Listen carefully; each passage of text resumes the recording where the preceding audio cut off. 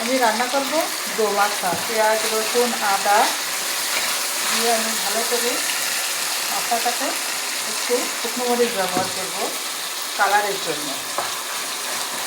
মশলাটা ভালোভাবে কষিয়ে নেব। মশলাটা ভালোভাবে কষানো হয়ে গেছে। আমি এখন মাছগুলো দিয়ে দেবো। দোমাছা রান্না করার জন্য আমি কই মাছ আর শিং মাছ রান্না করব একসঙ্গে। কই মাছ আর শিং মাছ মাছগুলো দিয়ে মশলার সঙ্গে আমি কষিয়ে নেব। আমি মাছগুলোকে ভালোভাবে কষিয়ে নিয়ে এবার পানি দিয়ে দেবো ঝোলের জন্য। পানি দিয়ে আমি 20 মিনিট ঢাকনা দিয়ে ঢেকে রাখবো। 20 মিনিট পরে আমি ঢাকনা খুলে মাছটা এখন রেডি। কই মাছ আর শিং মাছের দোমাছা আমি এবার ঢেলে নিব। ওকে।